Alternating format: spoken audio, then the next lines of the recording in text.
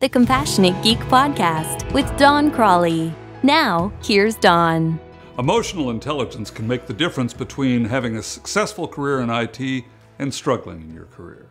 It can also make the difference between having successful personal relationships and struggling in relationships.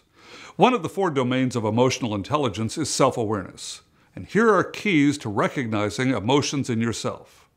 First, check your emotional gauges. Just like network management software monitors network conditions, you can monitor your emotional conditions by asking yourself questions such as, how am I feeling right now? Or you could be more specific and ask yourself, what emotion am I feeling right now? Consider keeping a notebook in which you write down the activities that are taking place in your life and the emotions you feel as a result of those activities. This can help as you later pause and reflect. Go deeper.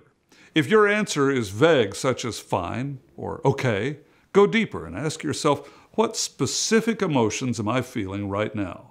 Just like Windows Task Manager's initial display shows overall performance, you can also go deeper with it to discover which applications and threads are running under the surface.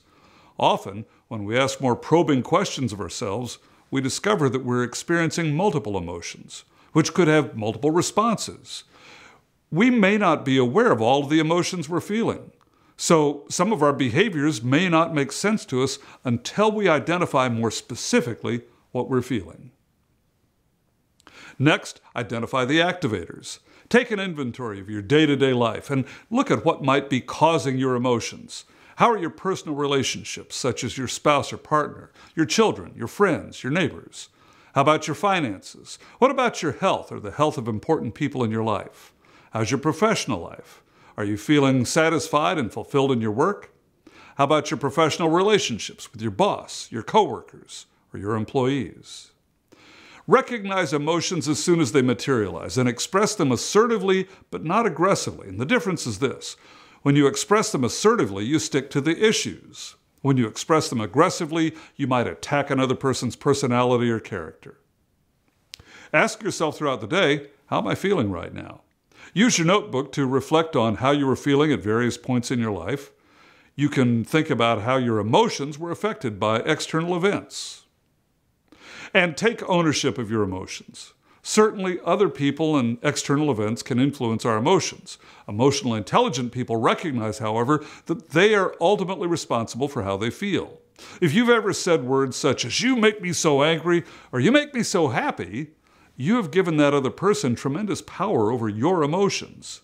Now, this is not to say that there aren't people in our lives that we find annoying or comforting. Of course there are. It's just that we are personally responsible for how we let those people affect us. We are also responsible for our behavior choices in response to the emotions we feel. Let's say you have a particular end user who struggles regularly with technology and you dread getting a service ticket from them.